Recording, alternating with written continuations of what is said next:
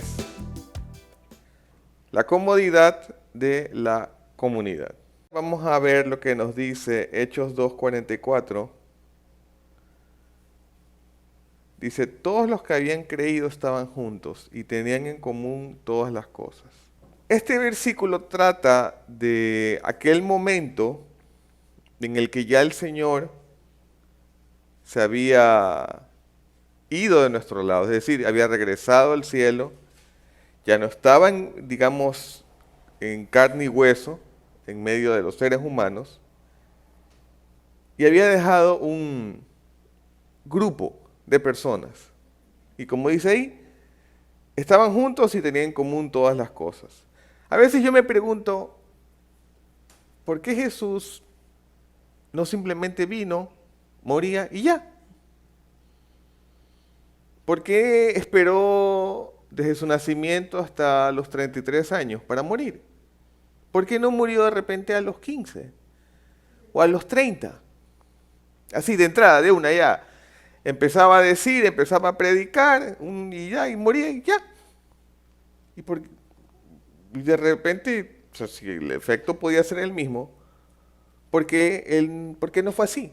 Porque pasó un tiempo, 3 años. Y eso es porque, bueno, uno puede decir, bueno, es que obvio, pues él mismo dijo que vino para cumplir la ley, tenía que demostrar cómo se cumple la ley. Sí, es verdad. Pero más allá de eso, ¿por qué lo hizo así? ¿Por qué no fue algo como el llanero solitario, que iba visitando todos los lugares y se iba y seguía solo? Él no lo hizo así. ¿Por qué no lo hizo así? Porque inclusive hasta el llanero solitario no estaba solitario. O sea, si recordamos al mismo llanero, supuestamente solitario no estaba porque tenía a Toro a su lado. O sea, ¿qué llanero solitario? ¿Ya cuántos años estamos hablando de eso de ahí? Del llanero solitario. Y eso es porque Jesús desde el principio demostraba que además de la obediencia personal, del poder caminar y obedeciendo uno, tomando la decisión uno de seguir al Señor y de poder hacer las cosas como se deben de hacer, es vital caminar en comunidad. Él mismo lo demostró con sus discípulos, con aquellas personas con las que día a día iba caminando, iba enseñando, edificando. Y de esa manera no solo demostraba cómo él individualmente obedecía y cumplía la ley de Dios, sino también enseñaba a los otros a no solo caminar con él, sino caminar juntos. Por eso en un momento él los envía de 2 en 2. Muchas veces nos enfocamos solo en la parte trágica de la vida de Jesús. Y está bien que seamos conscientes de su sacrificio en la cruz, seamos conscientes de todo el martirio que implicó estar en la cruz. Está muy bien, pero eso no fue todo. Es más, yo me atrevo a decir que la mayor parte del tiempo de la vida de Jesús fue un tiempo de gozo. Fue un tiempo y solo pongámonos a pensar. Visitan un lugar donde la gente está enferma y lo sanan. ¿Quién no se va a alegrar? El ejemplo en la casa de Zaqueo es clarísimo. Cuando hay ese gozo. Entonces yo me atrevo a decir que la mayoría del tiempo fue tiempo, digamos, de bendición. Fue tiempo donde la gente, en el momento que sus ojos eran abiertos a la realidad y se daban cuenta de lo que en realidad quiere decir la palabra de Dios, había alegría. Porque el corazón alegre hermosea el rostro. Y en realidad el gozo tan grande que trae el poder cumplir la ley de Dios es un momento de alegría. Obviamente no todo iba a ser alegría, como pasa normalmente, y hubo momentos duros, el momento de la crucifixión durísimo y todo, pero el Señor les deja esa enseñanza acerca del vivir en comunidad, tanto así que Él les dice, permanezcan juntos hasta cuando venga sobre ustedes la promesa del Espíritu Santo. Clarísimo. Y de los 500 que lo vieron a Él ascender, hubo algunos, la mayoría no permaneció hasta el día de Pentecostés.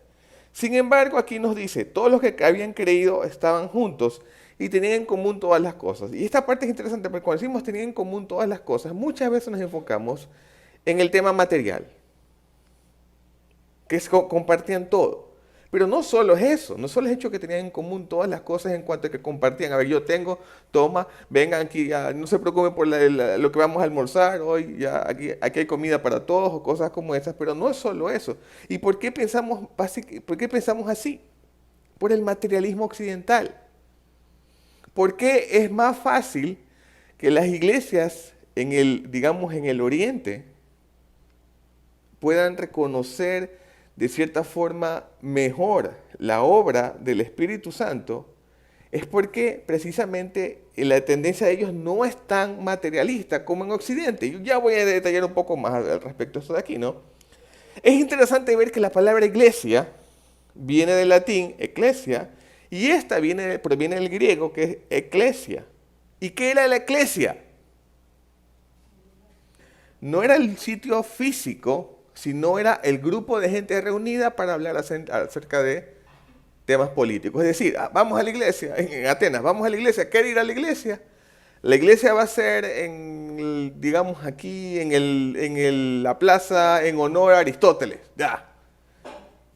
Y iban y se juntaban y esa era la iglesia. En cuestiones ya hablamos de política, democracia. Eso es el término que se usaba para la reunión de personas.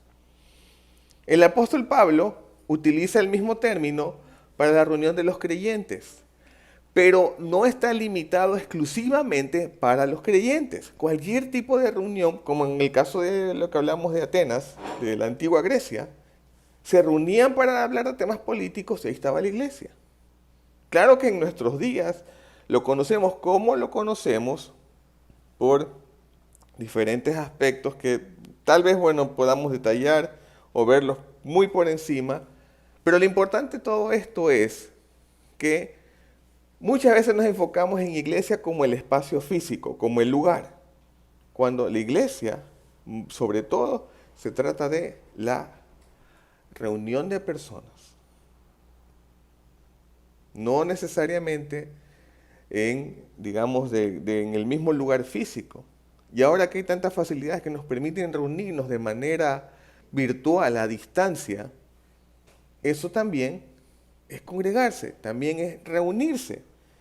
También hay, como dice aquí, ¿no? Todos los que habían querido estaban juntos y tenían en común todas las cosas. La iglesia como tal, entonces, ¿qué entonces podemos decir? Es una comunidad. Porque funciona como comunidad. Y todos siempre cuando los seres humanos o los seres vivos funcionan en comunidad, son más efectivos. Los animales, cuando está la manada junta, cuando toda la manada está agrupada, es más fuerte y se protegen. Generalmente, cuando uno se separa de la manada es que corre mayor peligro. Y eso basta que lo veamos en National Geographic o en esos tipos de programas que nos muestran que cuando uno se separa de la manada es presa fácil para los depredadores. Y ahora en todo este tiempo de COVID, pandemia y tanta cosa, podemos ver también que el virus trabaja en comunidad. Porque lo que hace que es replicarse para hacer daño, pero mientras más se replica, más efectivo, entre comillas, es el daño que produce el virus porque trabaja en comunidad. Porque se agrupa, se multiplica. Existe un grupo que lo conocen, bueno, sí es un grupo, se lo voy a llamar como grupo. Un grupo que lo conocen como la mafia de PayPal.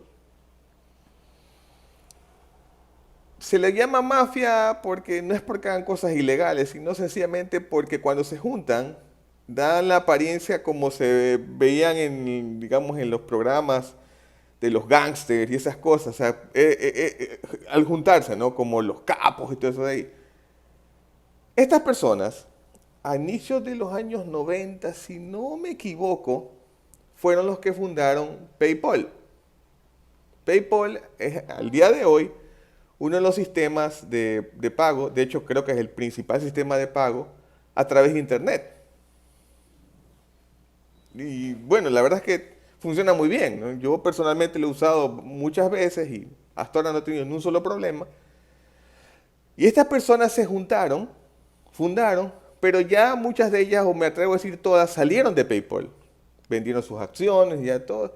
Sin embargo, se siguen juntando de vez en cuando. Y estas personas que salieron de PayPal, que ahora se los conoce como la mafia de PayPal, entre ellos hay muchos líderes de lo que es la industria digital en el día de hoy. Y no solo en digital, sino en diversos aspectos de tecnología, de innovación.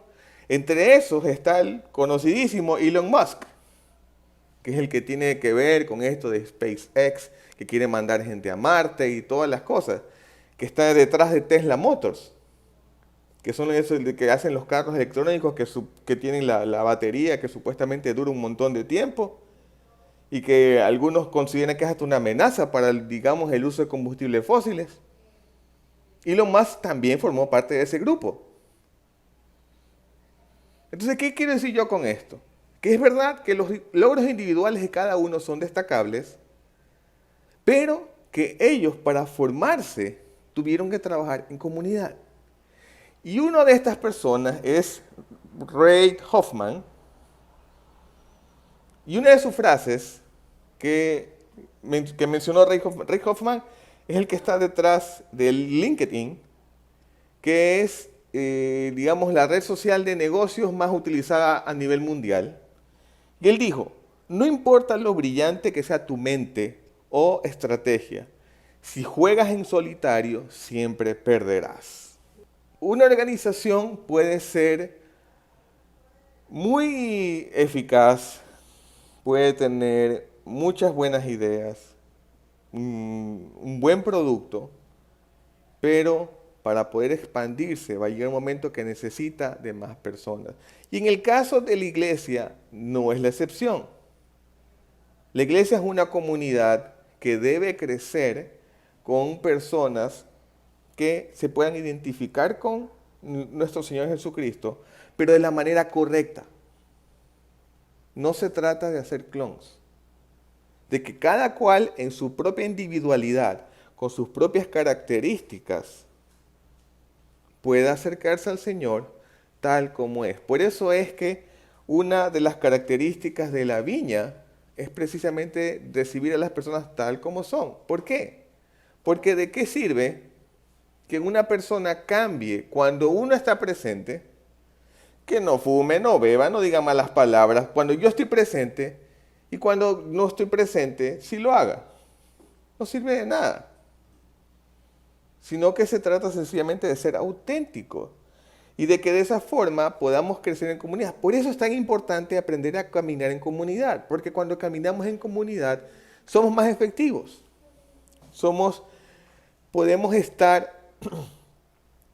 Podemos ser inclusive más abiertos a compartir nuestros problemas, porque hay una relación, hay amistad. Jesús mismo les dijo a los discípulos, yo ya no los llamaré siervos, los llamaré amigos. Y él dijo, nadie tiene mayor amor que este, que uno dé la vida por sus amigos. Pero cuando él dice eso, no se refiere a la vida física, como muchas veces se cree. La palabra que él usa ahí no es bios, de vida biológica, sino tiene que ver es con la vida, con el alma. Exactamente. Eso es el enfoque justamente del caminar en comunidad. Y a los que les resulta más difícil caminar en comunidad es a los hombres.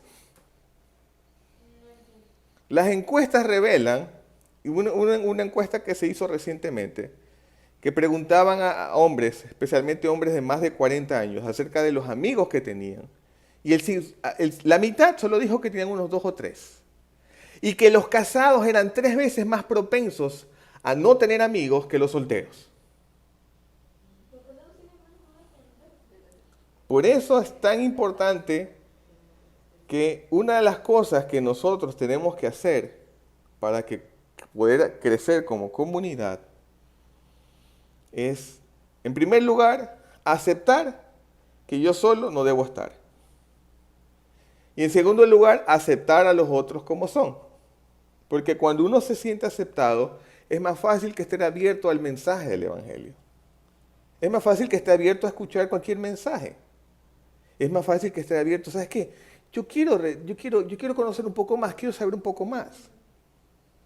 Pero si uno se dedica a condenar, si uno se dedica a decir, no, esto está mal, tú estás mal, tú estás mal, tú estás mal, y yo estoy bien, eso no va a funcionar.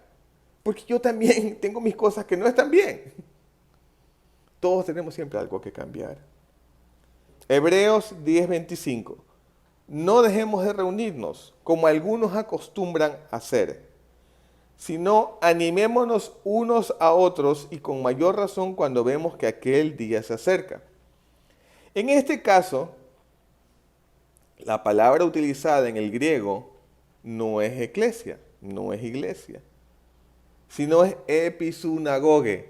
¿Qué? Episunagoge, que en realidad episunagoge es la unión de dos palabras. Epi, que quiere decir verdaderamente, en más, adecuado, conveniente. Y sunagoge, que significa congregar. De ahí es donde viene también la palabra que conocemos hoy de sinagoga, ¿no? De congregarse, de reunirse. Entonces podríamos decir que episunagoge es más allá de reunirse, es decir, reunirse de manera conveniente, reunirse de manera adecuada, para de esa manera poder edificarnos mutuamente. Como dice, no dejemos de reunirnos como algunos acostumbran a hacer. Y de esa manera caminamos en comunidad. Es ir más allá. No es solo cuestión de simplemente reunirse de manera pasiva, sino más bien es de reunirse de una forma activa, relacionándose. Y por eso es tan importante, por ejemplo, cuando se trata de reuniones, que en las reuniones hay algo que compartir. ¿Y qué más? Por dicho, ¿qué mejor para compartir? Supongamos que algo de comida, un café o algo así. Y uno se toma un café con una persona y ya automáticamente surge esa conexión donde se puede compartir, se puede... Es como cuando yo, por ejemplo, de repente bueno, en esta época de pandemia ha sido un poco complicado, pero cuando de repente yo iba a la casa de mis suegros, con mi taza de café, autoinvitándome un café. ¿Ya? Me autoinvitaba a un café y ¿qué pasaba? Ya, hablábamos, compartíamos, conversábamos un rato y todo. Y pues, había ese tiempo digamos, de conexión. Y por eso es tan importante que para nuestras reuniones también haya algo que nos permita poder compartir. ¿Ya? No es el simple hecho que a veces vemos que las personas van a un sitio y que tal como entran, salen. Eso no es. Eso no es. No. O sea, bueno, está hablando en contexto general, ¿no? Porque, ¿cuál es digamos, cómo funciona episunagoge? Eso nos lo dice 1 Corintios 14:26. Cuando se trata de. Ay, chusa, se me trabó la lengua. Episunagoge. Sí, para episunanoguearse. Lo vemos aquí en 1 Corintios 14:26. Dice, ¿qué hay que hacer, pues, hermanos? Cuando se reúnan, cada cual aporte salmo, enseñanza, revelación, lenguas o interpretación. Que todo se haga para edificación. Es decir, nos reunimos y compartimos. El uno canta, de repente el otro comparte una enseñanza y que todo sea para edificación. De eso se trata episunagoge, de reunirnos y motivarnos para buenas obras. No se trata solo de ir a llenar un lugar, sino de motivarnos a poder ser mejores. Y aquí, por ejemplo, vemos una imagen de una iglesia en tiempos de pandemia. Esta es de una iglesia de la Viña, no recuerdo qué parte de California, Y que precisamente como ya el espacio físico, digamos, el donde se reunían, tiene sus restricciones, ¿qué es lo que hacen? Bueno, juntémonos en la playa. Y como ven ahí, entonces la gente está reunida, algunos con su distanciamiento y todo, pero esto nos saca un paradigma de la cabeza acerca de que la iglesia es el lugar físico. Están unánimes juntos, están en un mismo sentir. En ese momento están enfocándose en edificarse mutuamente para el bienestar común. En otras palabras, episunagoge. Es el juntarse para motivarnos a hacer buenas obras. Y por eso es tan importante caminar en comunidad. Hace que la vida misma sea más fácil. Y finalmente, quiero leer las palabras, una de las últimas palabras que al menos están registradas en la Escritura, que el Señor ora, que el Señor hablando con el Padre, el Señor Jesús hablando con el Padre, le dice, en Juan 17, del 20 al 21, pero no ruego solo por estos, sino también por los que han de creer en mí por la palabra de ellos, para que todos sean uno, como tú, oh Padre, que estás en mí, y yo en ti, que también ellos estén en nosotros, para que el mundo crea que tú me enviaste. Esta palabra, esta porción de la Escritura, cuando el Señor está hablando con el Padre, se siente en realidad el amor del cual emanaba, ¿no?, del Señor. Les dice, te pido no solo por ellos, por los que están conmigo, por los que tú me diste, sino también por los que han de creer en mí, por lo que ellos digan, por lo que ellos hagan. Te pido también por ellos, para que sean uno. ¿Por qué? ¿Por qué no sencillamente para que cada cual individualmente pueda hacer las cosas como deben de ser y que cada cual se porte bien y que todo? Dice que sean uno, como tú y yo somos uno, porque sabe que cuando estamos trabajando en comunidad es más fácil crecer. Es más fácil animarse a que uno solo. Es más fácil ir a un gimnasio cuando se va acompañado que cuando se va solo. Hay ese apoyo, aunque sea hasta a veces por compromiso. Okay. ¿Ya? Se necesita de mucha fuerza de voluntad para que uno solo se motive, por ejemplo, para ejercitarse. Porque es algo que evidentemente por naturaleza no nos gusta hacer.